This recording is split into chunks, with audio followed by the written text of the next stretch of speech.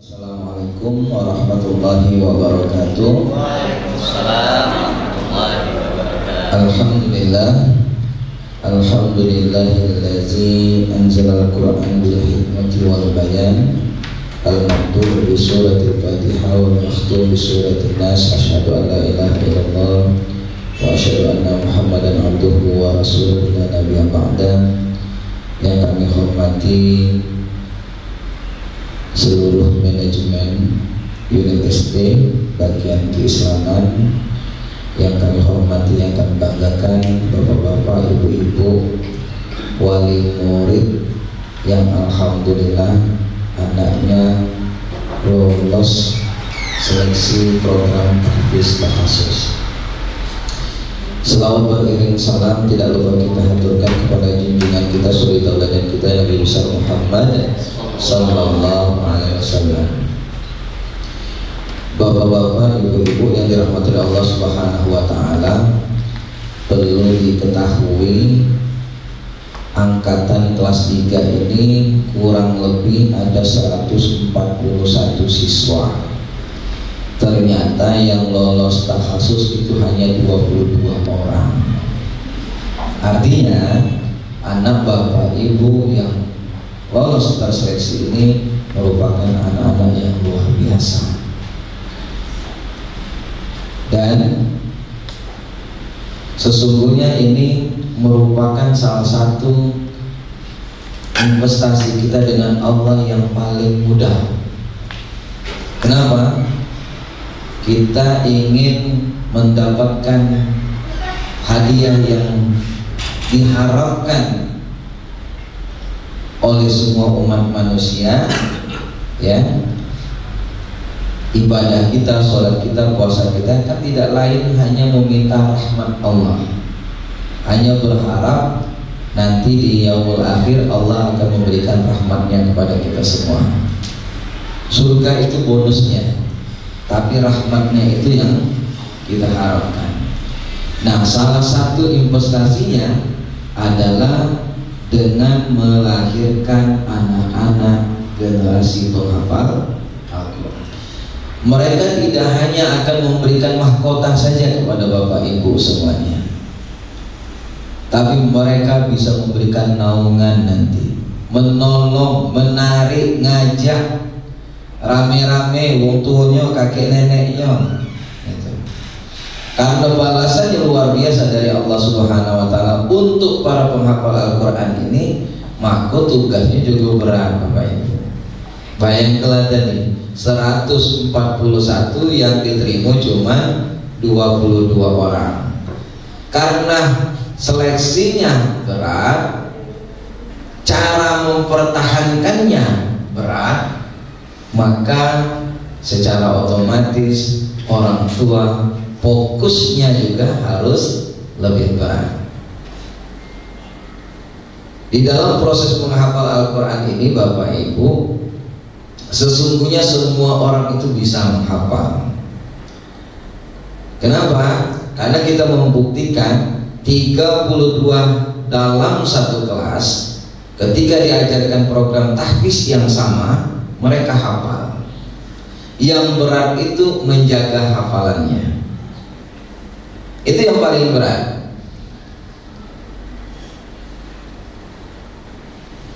Ya, yang paling berat gitu ya Ustaz ya.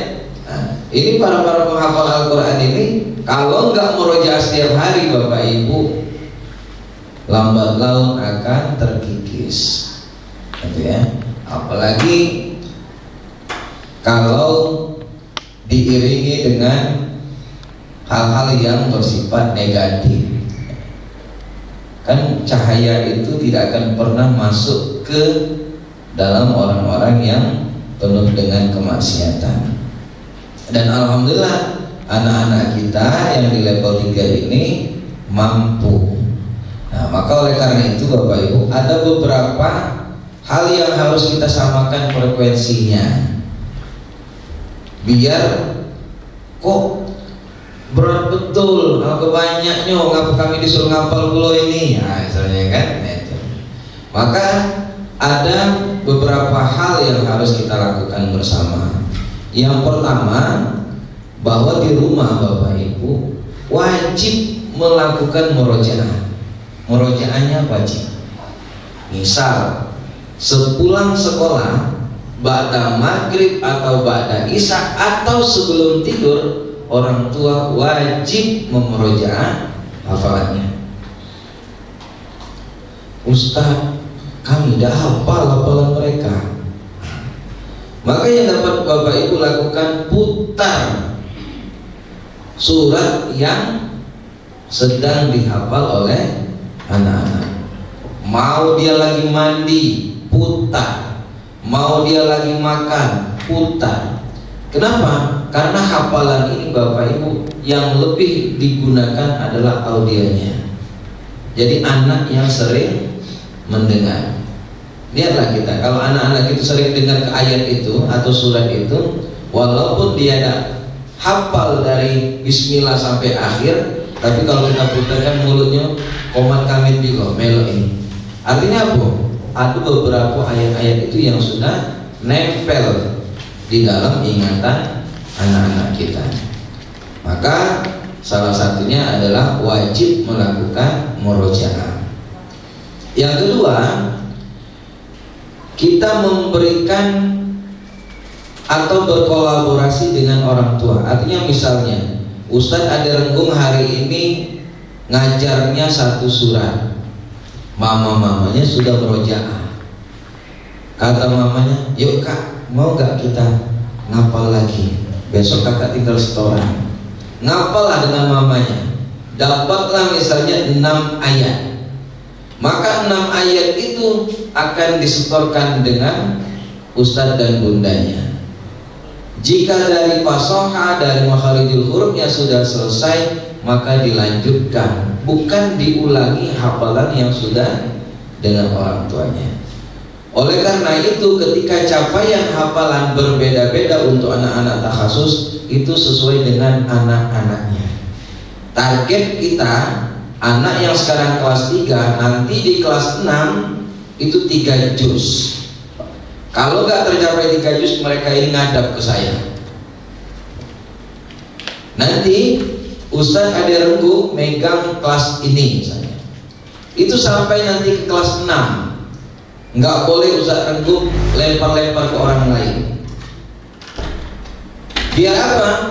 Biar Ustadz Zaki tahu siapa yang guru tahfiznya nggak tuntas. Dan tim tahfiz juga punya standar. Jika anak-anaknya dalam melakukan hafalan nggak tercapai terus kepada target-targetan, bisa jadi anak bapak ibu dikembalikan tahfiznya ke dalam kelas. Karena para guru-guru takhasus ini bertanggung jawab nanti langsung dengan saya. Misalnya ada Ade Renggung, Ustadz Rian, ada Bunda Kastini, Kartini, Ustadz Ilyas. Ternyata dari 8 guru tersebut, 5 guru yang tuntas, 3 gurunya nggak tuntas. Akan saya tanyakan apa penyebab ketidaktuntasan kita. Kalau kelas 3 dengan Ustadz Ade Renggung tuntas, nanti dilempar kelas 4 dengan Ustadz Riannya. Kata Ustadz Rian, bukan saya yang nggak tuntaskan, Ustadz Ade Renggung yang nggak tuntaskan. Nanti saling salahkan. Maka untuk program tahfiz takhasus ini bersifat privat. Artinya yang mana yang dipegang dari kelas 3 sampai ke kelas 6 nanti wajib dipegang oleh guru tersebut. Itu ya. Jadi itulah yang dinamakan takhasus. Maka targetan kita itu minimal 3 juz. Kemudian Bapak Ibu, di tahun ini yang tadinya cuma 4 JP program tahfiznya, sekarang 6 JP atau 3 kali dalam 1 pekan. Maka target kita bukan hanya harus mencapai target jumlah hafalannya, tapi wajib dari kuantitas dan kualitas hafalannya. Karena kita tidak mau hafalannya bersifat hafal setor. Tahu ya, sekarang kan banyak hafal setor. Wisuda 30 juz, Tapi ketika ditanya setor dari Alif Lam Mim Al-Baqarah setor. Apakah Alif Lam Mim sampai juz 3-nya dia hafal? Belum tentu. Yang penting sudah disetor. Nah itu yang kita inginkan di Al-Furqan ini, walaupun hanya 2 juz, walaupun hanya 3 juz, tapi memang hafalannya dapat dipertanggungjawabkan. Jadi seperti itu Bapak Ibu ya. Yang ketiga, khusus untuk anak-anak takhasus, saya perbolehkan orang tua memfasilitasi anaknya membawa MP3 di sekolah. Mau jenis mereknya apapun terserah, kita nggak nyamakan merek-mereknya, boleh. Tapi semua MP3-nya itu wajib isinya sesuai dengan target hafalan dari teman-teman takhasus. Kalau dari yang sudah diinput itu sudah hafal semua, maka akan ditambah lagi surat-surat yang wajib dilakukan hafalan.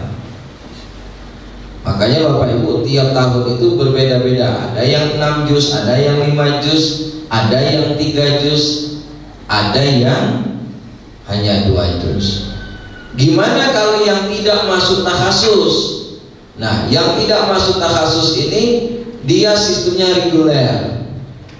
Hafalannya dilakukan hafalan, nanti di kelas 6 dia murojaah dari hafalan juz 30 sampailah ke hafalan juz 29. Makanya nanti tergantung daya ingat anak-anak. Walaupun dulu sudah hafal, ujung-ujungnya ada yang di strip ya. Yang di strip ya. Kenapa? Karena bisa jadi dia sudah hafalan dulu, tapi waktu di murojaah ternyata anaknya tidak hafal. Tapi kalau untuk anak-anak takhasus nggak bisa, wajib seperti itu. Ketika akan diwisuda 3 juz itu wajib tersetorkan. Kalau seandainya dia 2 juznya itu wajib tersetorkan.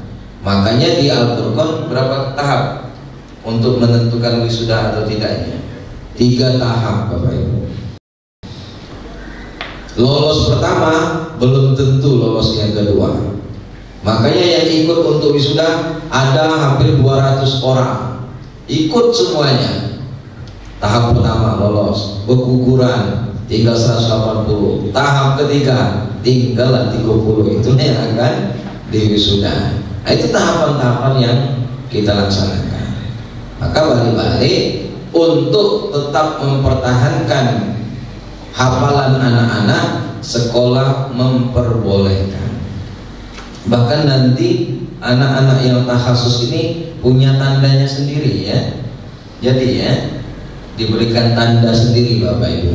Kalau kemarin teman-teman pengennya PIN, tapi kalau PIN itu saya rasa akan sering tercecer, sulit dipakai dan sebagainya. Mungkin nanti akan kita kasih tanda betul bahwa mereka itu adalah kalau di masjid duta ya, duta ibadah, duta ini. Nah, maka anak-anak takhasus ini akan menjadi duta penghafal Al-Quran. Nah, itu. Kemudian Bapak Ibu, sekarang ini sudah ada Al-Quran yang per juz, ada yang per 2 juz dan sebagainya. Al-Qur'annya nggak terlalu besar, tapi dia bisa masuk saku ya. Ada contoh kemarin nggak dibawa. Nah, dia tetap merupakan Al-Quran pojok, tetap Al-Quran pojok, tapi dia sesuai dengan target hafalannya. Kalau di sini ini anak-anak takhasus kelas 3 nggak perlu juz berapa? Juz 30. Nah, nanti biar juz 30 tetap termurojaah dan masuk ke juz 29, ada di Al-Quran 2 juz Bapak Ibu. Beli saja yang Al-Quran 2 juz itu. Kami ingin membudayakan Al-Quran dengan artian kami berharap walaupun anak-anak kita ini masih kalah main bola, lari-larian dan sebagainya, tapi di saku-saku mereka itu Al-Quran. Jadi dia senantiasa tertaut dengan Al-Quran. Ketika ketemu dengan gurunya lagi ngobrol di situ, dia sambil tegak, "Ustaz, tolong simak hafalan saya." Nah, itu yang ingin kita hadirkan di Al-Furqan ini. Artinya bukan lagi merasa dibebani, tapi anak-anak yang jadi duta Al-Quran ini, dia merasa sangat menikmati dalam menghafal Al-Quran ini.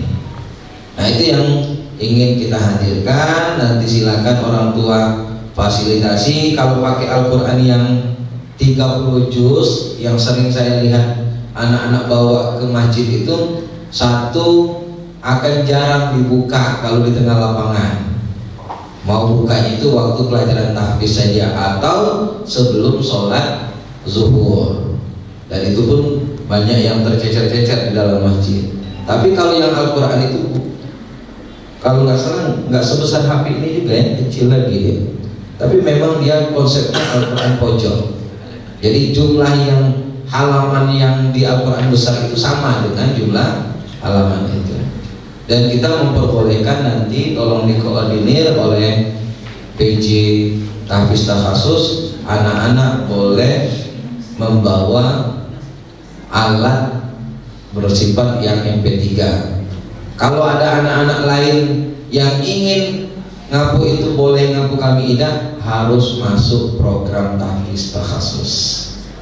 Nah, itu ya. Kalau Allah saja memudahkan dan memuliakan anak-anak penghafal Al-Quran, maka sekolah pun memberikan kemudahan dan memberikan kebijakan anak-anak yang tahfiz takhasus boleh membawa alat-alat MP3, tapi bukan membawa handphone.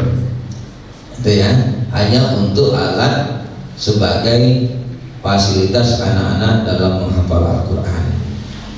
Jadi Bapak Ibu, nanti teman-teman PJ Takhasus dan Keislaman akan membuat grup sendiri nanti, dan di grup itulah nanti Bapak Ibu akan berkomunikasi dengan teman-teman Tahfiz Takhasus, dan target-target hafalan akan diinformasikan di situ. Berapa kali Ustaz kalau nggak tercapai target dikeluarkan? 3 kali. Artinya 3 kali proses evaluasi menghafal Al-Quran dan anaknya enggak tercapai, artinya dia harus masuk ke dalam kelas. Kenapa? Ada 2 faktor. 1, orang tua Al-Furqan ini 100% pengen anaknya takhasus. Orang tuanya. Apakah semuanya anaknya mampu? Belum tentu.